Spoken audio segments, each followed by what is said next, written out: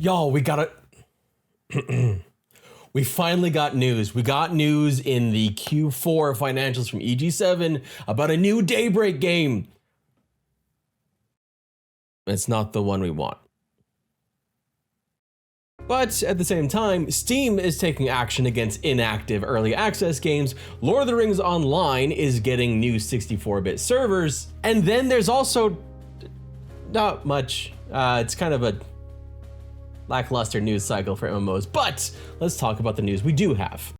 With Everquest and Everquest 3, I had a lot of hopes hinging on the Q4 earnings report from EG7 because these earning reports are where we found out about Everquest in the first place. I was hoping that there would be some sort of hint of what is coming for Everquest 3, even a confirmation in the financial reporting that they have begun development. This grew even more important after Q3's EG7 report was notably sour with layoffs and closing of their Toadman studio after MechWarrior 5 clans didn't meet their expectations. There is no mention of Everquest at all, so all eyes turn to Q4. The good news is Everquest did get a mention, a good one, a positive one, and revenues are up in Q4, led by that very title. Everquest takes the lead in a rundown of the positives from Daybreak, which was up 9.2% from the prior year. They talk up the successful anniversary year and the major content updates. 2 major content updates. Now, I'm not exactly sure what the 2 content updates are. The expansions, I guess. The 2 expansions that they had, Everquest and Everquest 2. Although the origin server for Everquest 2 was wildly successful, as was the Teak server for Everquest, both exceeding, I think, their expectations, and Teak being the largest Everquest server ever. Additionally, they've seen more players in Dungeons & Dragons Online, which will also be getting its 64-bit servers in the future, increased performance from Lord of the Rings Online, and all of this against the backdrop and declines for DCUO, which had previously been a huge game for them. But we did actually get information on a new game coming from Daybreak, one that is going to be made in collaboration with Cold Iron. Cold Iron made the Alien game Fireteam Elite and had originally been set to be purchased by Daybreak, but after Daybreak was purchased by EG7, well, that never happened. A whole bunch of crap with options and stuff that really is beyond me and you probably don't give a shit about anyway. But basically, it didn't happen. They're independent studios is all you need to know. But they're independent studios that are working together on a game based off of that original plan. All we know about this game is that it is a multiplayer action shooter, and it is reportedly from a global IP. So obviously something that's already established, not something brand new. But unless they're counting wizard spells as shooters, I don't think it'll be using the majority of Daybreak's fantasy-heavy IPs. So I'm looking maybe towards DayZ or PlanetSide, or honestly something else entirely. Hell, it could be another Aliens game for all we know. But it should be coming in 2025. Beyond that, we do have some additional MMO news on 2025, and it has to do with a new MMO acquisition that Daybreak made last year. Last year, Palia's developer Singularity 6 was purchased by Daybreak, and it looks like we are finally going to have an actual release date. Perhaps. Maybe. More on that in a second because it's like a pet peeve annoying thing for me.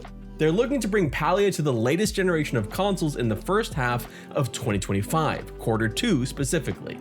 Now I say maybe actually having a release date for Palia because when Palia, before it was purchased by Daybreak, when it was just an indie MMO, they tried to launch into early access, except they didn't tell anyone that it was early access. Instead, they just launched on Steam.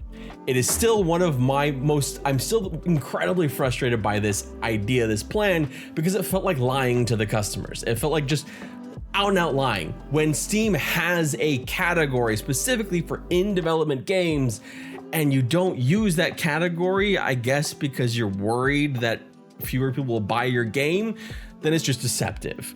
And that's kind of what they did. They just launched onto Steam. A lot of the reviews, the negative reviews, are still about that, about them doing that because they felt lied to. Imagine that.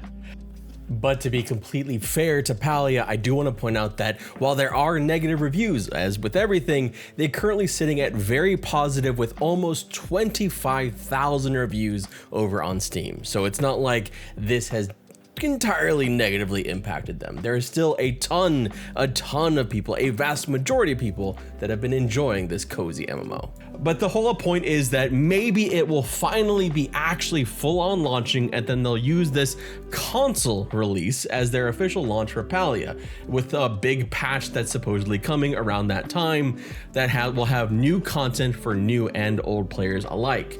Palia, for those who don't know, is more of a cozy MMO. It is more of a life sim MMO, one that is more in the vein of like an Animal Crossing type or a Stardew Valley, and less in the way of a hacker slasher, murder things type of game. But speaking of early access, the thing that Palia can't have an official 1.0 launch on, because they didn't launch into early access. Well, early access got some new rules from Steam. And they're a step in the right direction. They're a very good thing, although I would say that it doesn't go quite far enough. Steam will now flag early access games that haven't been active or received an update in 12 months or so, warning potential buyers that the game might be abandoned. And this is a good first step. This is great. It's not quite enough, but it is at least something. So we gotta at least celebrate some positive movement, right? When I think of early access games, I tend to think of two polar opposite games. I think of a game like Baldur's Gate 3, which unequivocally use their early access period the right way. They launched into early access, they spent a couple years in early access pushing constant updates and constant communication, and most importantly perhaps, taking player feedback, listening to that player feedback through the early access period, and making changes to the game in that period based off of that feedback. Almost like that's a big part of the whole reason for early access. And then the opposite side of that, the negative side of that, well, you have Kerbal Space Program 2, the game that is currently still for sale on Steam with overwhelmingly negative reviews because it's been 100% completely abandoned to the point where they fired everyone working on the game. And you can still buy it. Should be noted that this new notification isn't listed on Kerbal Space Program yet because it hasn't been 12 months yet. I'm a proponent of early access when it's done well, but I'd love to see more steps taken here after this one from Steam and as Epic as well, because they also have early access, to better protect customers from abandoned projects. Early access differs from Kickstarter in that they're a sort of contract with the developer. Games will inevitably fail to finish or struggle, and you're warned about this with the early access tag. But the thing is, I don't personally see the reason why there can't be tighter schedules for these updates to give some kind of warning to people purchasing the game. Or that they would just stop selling the game altogether, or at least make you confirm you want to purchase an unfinished game. Basically, disclose things to the customer so that they can make informed decisions. But again, this is a good thing. Steam is doing a good thing here, in my opinion. There is, of course, more MMO news out there. NCSoft will be launching Blade & Soul's remaster, Blade & Soul Neo, globally on February 25th, and Aion 2 looks to be launching in Taiwan and Korea in the second half of 2025. Though it sounds like there is a slight possibility that the global launch slips beyond that now. But one of the things I did still want to highlight here is Lord of the Rings Online moving to 64-bit servers, largely because one of the issues that Lord of the Rings Online has faced over the years in a game that is beloved by many is lag. This move to the 64-bit servers will come with free transfers for those that want them. There will be 4 total 64-bit servers, 2 EU and 2 US, and this will hopefully deal with that biggest problem, the lag that persists in these games. And I was actually really moved with this part of over an hour long live stream from the Lord of the Rings Online team regarding this, because I think it shows how important fixing this was to them. We're trying to get it's just, I know it's one, but it's just so awesome to be able to be in a position to be able to invest in these games, get new technology that makes the games more performant, and that's on our players. That's because the players have been so good to us and have done such a great job of supporting us that we're able to feel like we feel confident because the community is so good.